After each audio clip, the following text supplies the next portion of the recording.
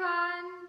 Good evening, Monday 29th April. It is my dear husband's birthday, so I've had a busy day and we're not going out today because my son has his GCSE French exam tomorrow.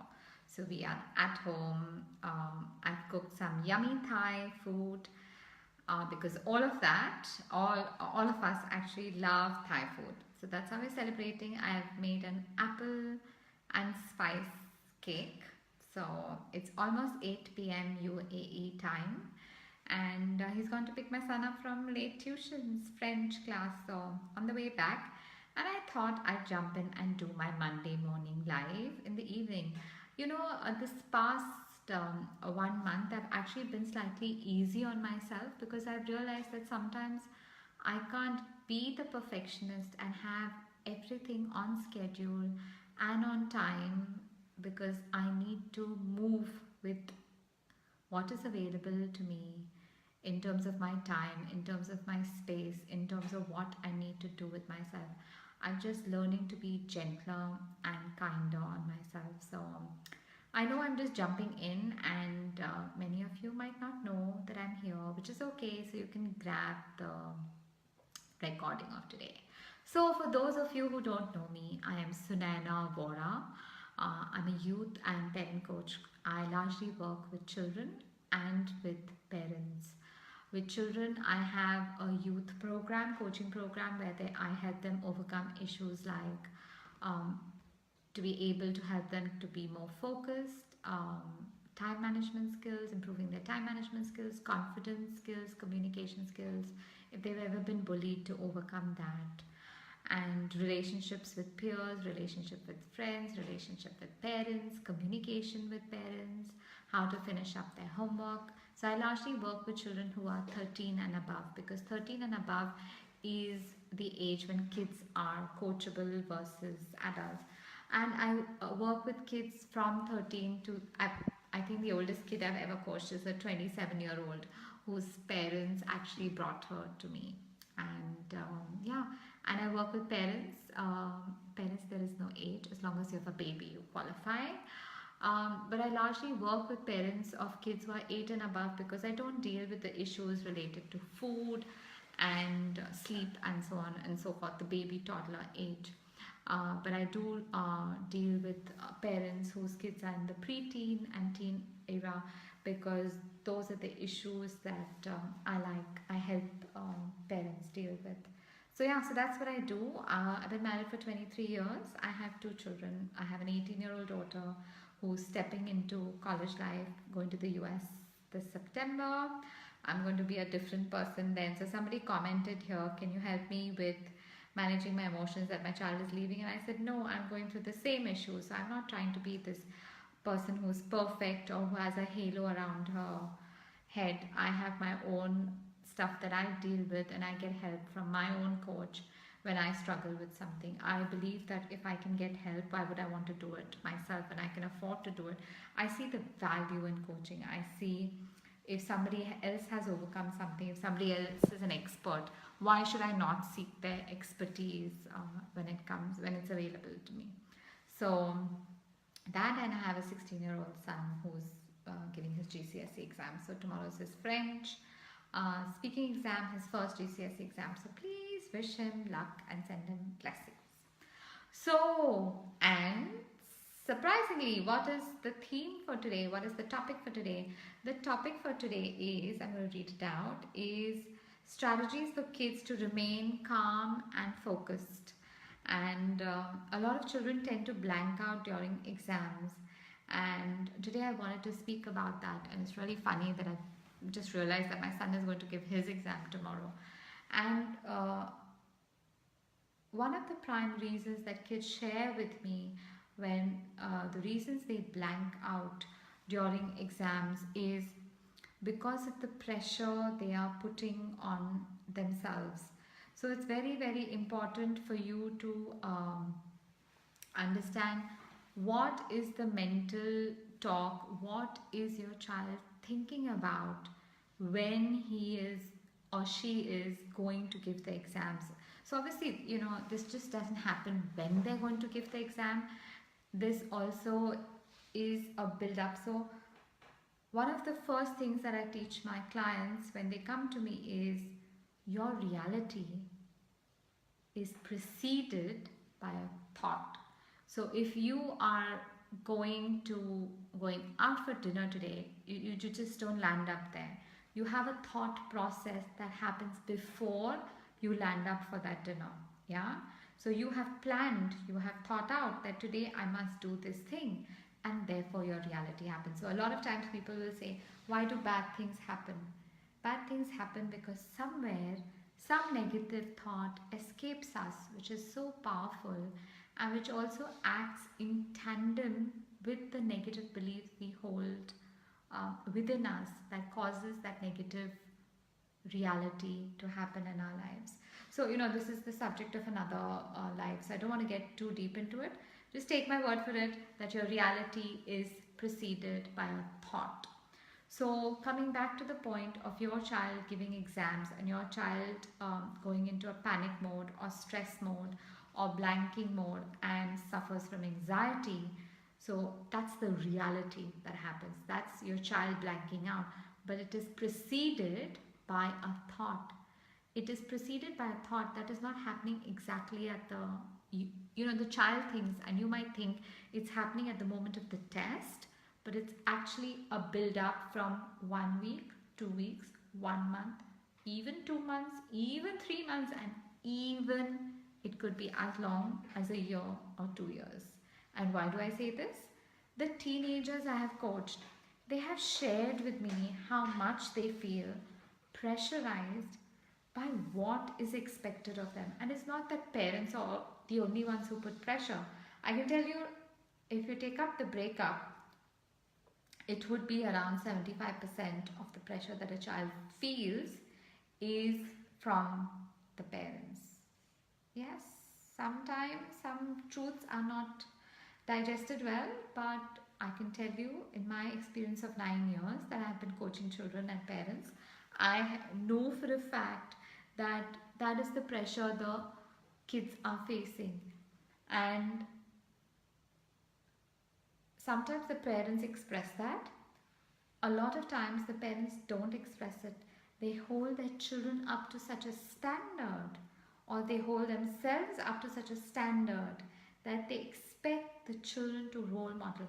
We have worked so hard, we have come from this background, and we are sending you to this school so that you can make a success of yourself. So I'm not saying you need to get 90%, but I am sharing with you the hard work and the sad, poor background I come from, and I used to study under a lamppost, and I have become a big man or a big woman or this business person or that entrepreneur or that banker or doctor or whatever you might be, thanks to all the hard work I put in. But I see that you are not that keen and you are not that hardworking. This is all unsaid. We're not saying these because a lot of us, by reading books, by being exposed, we think we become so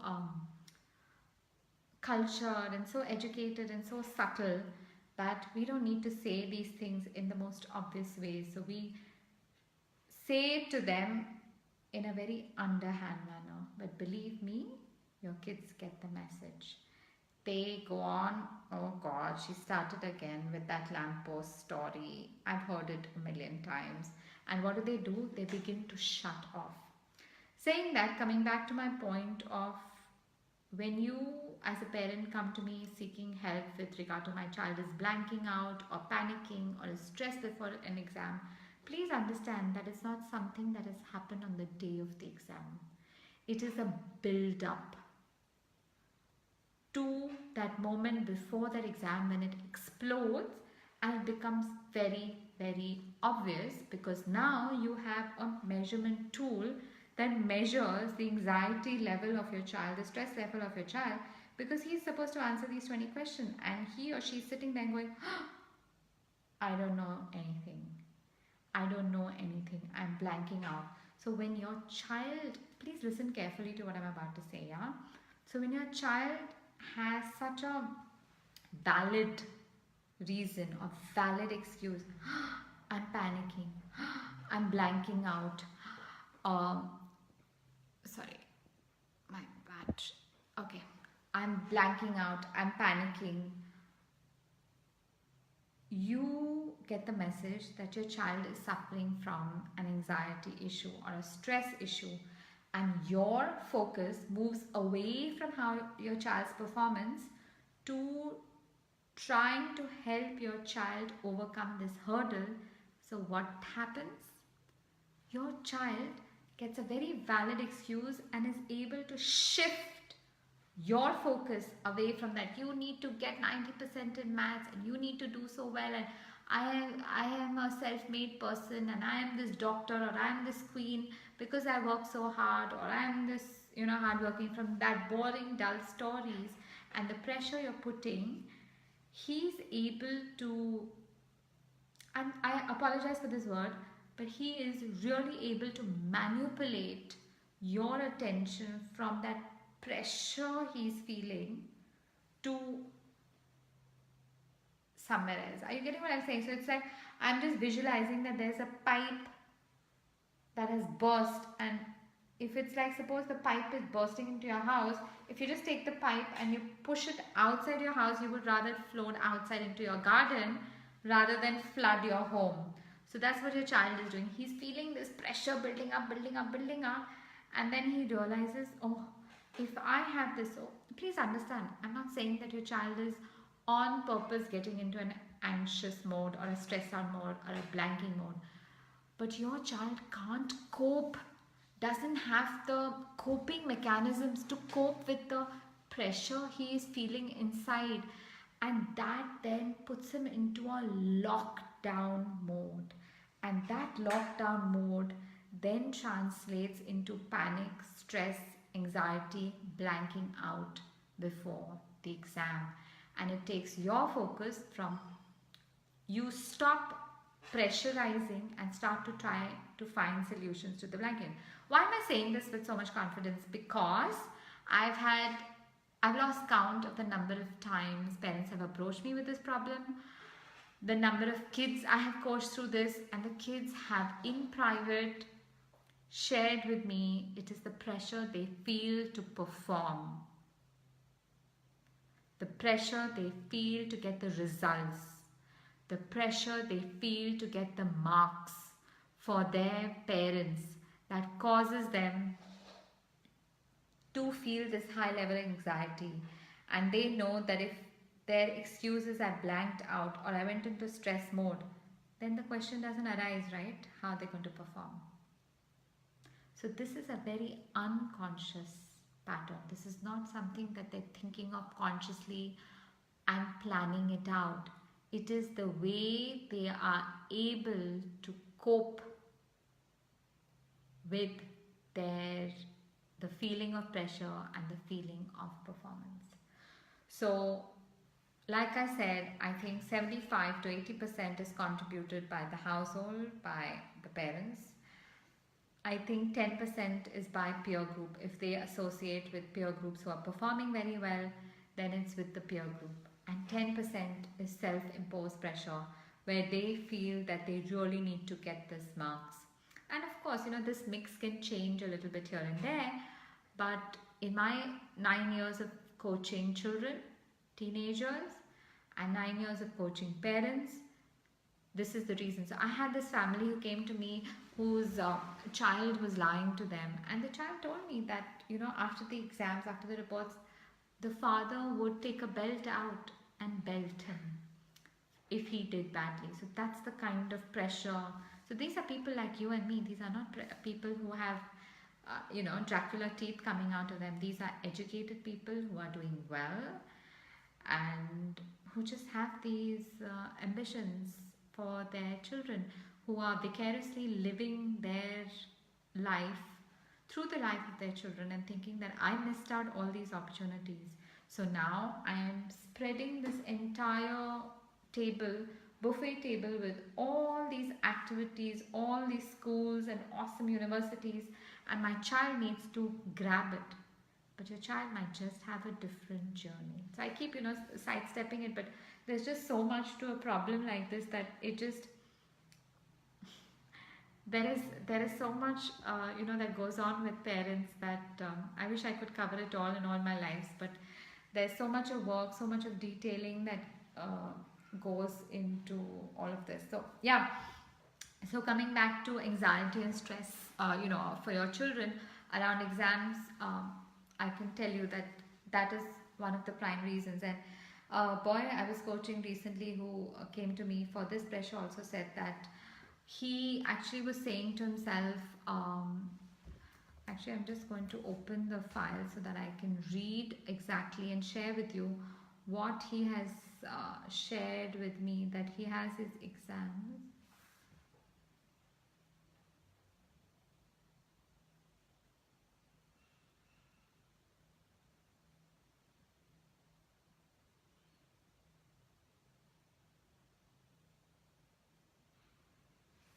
That I'm just stuck on this question. So he was panicking before his exam, and when he started his exam, this child was panicking, and he shared with me that he kept saying to himself that I'm just stuck. I don't know how to answer this question. I don't know how to answer this question. And yeah, his words were, I don't know how to answer this question. What am I going to do? Because I don't want to fail the test. And I don't want my parents to yell at me. But I also want to do well. So this is the thing that was going on through his mind, that I'm just reading out from what I've typed up, my notes with this child, that he actually shared with me that I don't know how to answer this question. What am I going to do? I don't want to fail the test, and my parents will yell at me if I fail. So this is what is going on. So can you imagine, you've got your math, geography, history, physics, whatever test in front of you, and you're at the fourth question. You've got 20 more questions to go. At the fourth question, you're stuck. We don't know all the answers, do we, to everything in life? So you're stuck, and this poor child who's 12 or 14 or 18 or however old says, I don't know how to answer this question. Oh my God, what am I going to do? I don't want to fail the test. Oh my God, my parents are going to yell at me if I fail the test. So he's looking at this question, and these thoughts are going on repeat. What is his body doing? His body is then putting him into fight or flight mode, and his limbs go into fight or flight mode, that is, gets ready to fight or run. So what happens is blood moves away from the brain. So this is scientific, yeah, it's biological. The blood moves away from the brain into the extremities, into the limbs, into the hands and legs, to prepare the child to run, because the child is stressing out. That is why it is so important and directly equal that your child needs to be calm, confident and relaxed before an exam. So before an exam means a month before that, because leading up to the exam, you are trying to build a habit, trying to build a temperament. So a habit builds into a temperament, builds into a personality of being calm, confident and confident before an exam. Yeah, that's what your child. But if the child has these thoughts, because they didn't arrive this morning when he's giving the exam, they have arisen 1 week, 2 weeks, 6 months, a year before, because he has experienced his parents putting pressure. So I'm not saying that we're not supposed to guide our kids and tell them how to do well and so on and so forth. But we also have to be clear on the kind of pressure we're putting on them. Is the pressure so extreme that your child is going to break under it, like this boy was experiencing, till his parents brought him to me for coaching classes to help him overcome? And he did actually. I coached this boy, and he did give an internal exam, and he was able to overcome, because I taught him some calming strategies. I taught him how to rethink, how to reprogram his mind, and he has been coming to me since middle of Jan. Yeah, this session was early Feb. Yeah, so he's also giving his GCSEs this year. So this boy came to me much earlier. He didn't come to me the day before his GCSE exam. Yeah, there's no miracles for that. So all these things about pressure and stress and calming and relaxation techniques, I taught him 2 months prior to the exam, because that's the habit, that's the thought that needs to be reprogrammed. That thought that needs to be reprogrammed then is built as a habit, and that habit then builds as a temperament leading up to the exam. So that's how I help these kids. So what is important is, please understand, you might not be able to help your child, but please help yourself and start noticing the kind of pressure you are putting on your child. What are the kind of expectations you are communicating to your child you have? So we've been talking about exams throughout this month, and that's why I've been talking in detail about what are the goals that you envisage for your child. If your child is a child who's working towards 70%, are you trying to push him to do a 90%? If your child is a 90, I had, 2-3 years ago, I had a parent who came to me whose child threatened to jump off the balcony because the child lost 2 marks in an exam. So believe me, I've dealt with all sorts of kids and parents. So just what kind of expectations are you communicating? How many of those you studying under the lamppost story are you putting on your child? Are you making your child feel guilty about your background and the hard work you had to put in your life, and therefore now they need to live up to the buffet that you have laid out for your kids? So the whole point is, start working on yourself, because when you work on yourself and you are able to create an environment that is calm and relaxed, I am telling you, it has a direct effect on your child. So start focusing on yourself, because when you become calmer, when you become breathe easier, then, like, my son is giving his exam tomorrow, and I just told you, we're celebrating my husband's birthday at home today, but I've laid a Thai spread, and we're going to cut the cake, and we're going to do everything. It's not like we've shut down our lives because of that. Yes, we're not going out because, he has tuition class till 8 o'clock. They're going to be on their way back now. And by the time, I actually suggested to them that let's go out for dinner, because I think he's done. I mean, he's gone for a tuition class of 2 hours and practice whatever speaking, listening, whatever French there is. And I know my son very well, and I know his capacity about how much he's going to study. So are you just being realistic about what you're expecting from your child? Are you being realistic about what you're communicating to your child? Is your child getting the right message from you in terms of what he needs to bring to the table in terms of marks? Or are you putting all the pressures about your education in front of him and asking him to now pay up, literally, through his marks? Pay you for the hard work that you've done and the success you've achieved, and say, payback time, get 90% or get 100%, and that's your payback. You might not use that language, but your children feel it. And I'm saying that with so much confidence because that's what teenagers have been communicating to me in the last 9 years. Parents, please work on yourselves.